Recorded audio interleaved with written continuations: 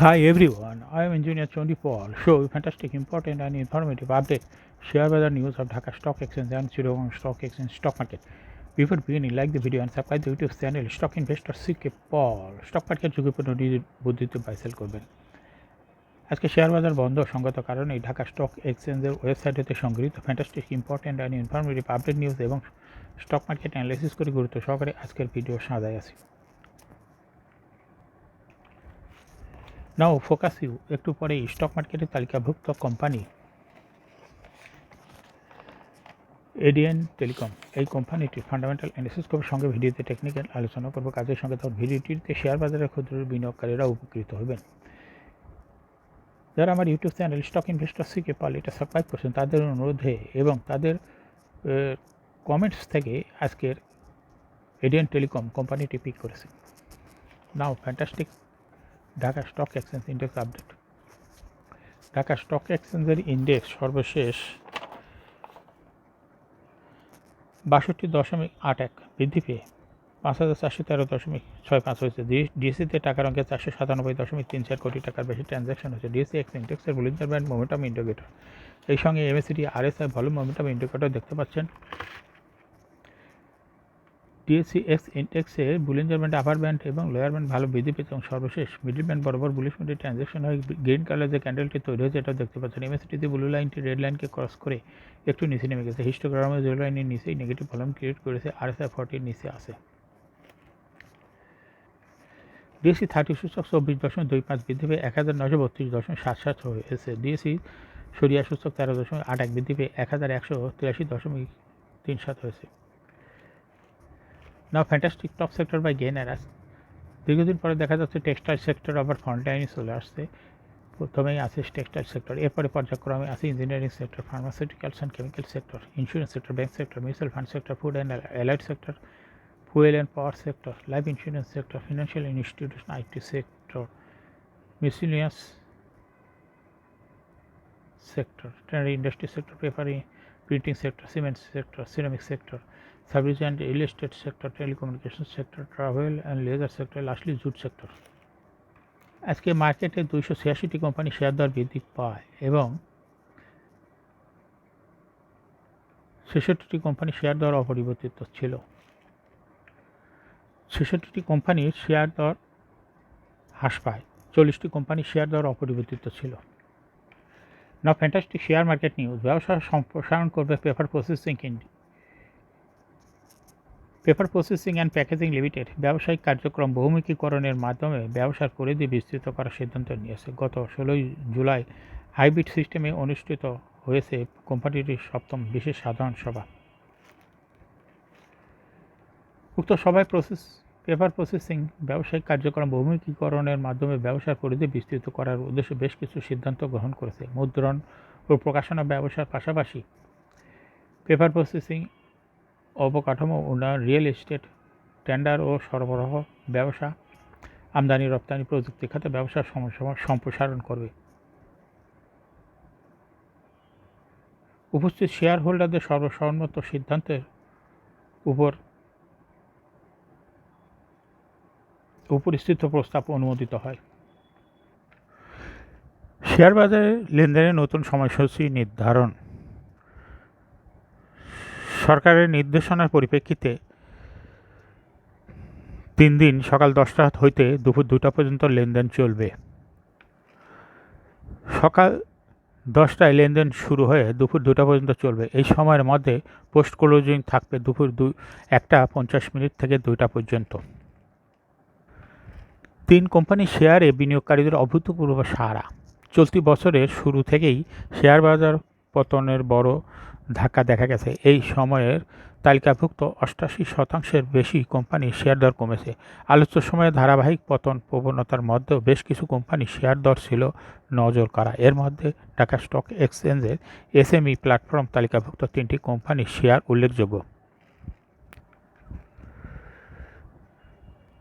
6 মাসে ফেব্রুয়ারি হইতে জুলাই এই 3 কোম্পানির শেয়ার দর অস্বাভাবিকভাবে বৃদ্ধি পেয়েছে, যে কারণে কোম্পানিগুলোর শেয়ার বিনিয়োগকারীদের অভূতপূর্ব আগ্রহ লক্ষ্য করা গেছে।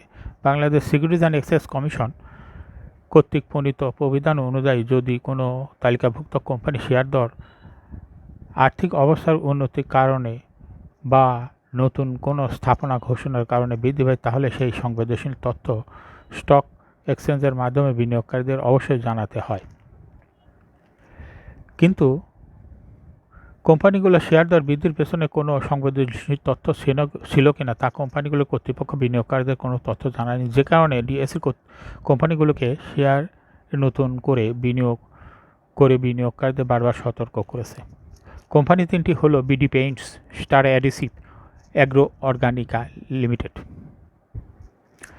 এখন শেয়ার বাজারে তালিকাভুক্ত এডিএন টেলিকম লিমিটেড এর ফান্ডামেন্টাল অ্যানালিসিস করবে, সঙ্গে ভিডিওতে টেকনিক্যাল আলোচনা করবো, কাজের সঙ্গে থাকুন। এডিএন টেলিকম লিমিটেড এর ট্রেডিং কোড হলো এডিএন টেল।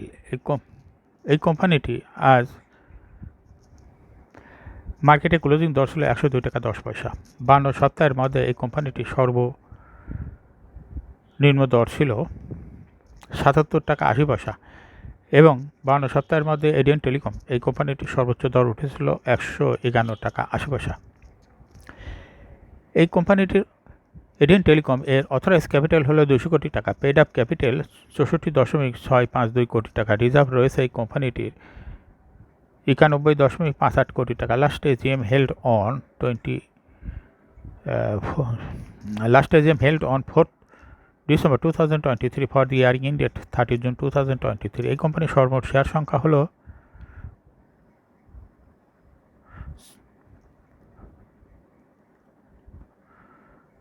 6,46,51,666টি শেয়ার রয়েছে সর্বমোট। এই কোম্পানিটির ইয়ার এন্ডেড হলো 30 জুন। এই কোম্পানি 2023 সালে 15% ক্যাশ ডিভিডেন্ড দিয়েছে বিনিয়োগকারীদের।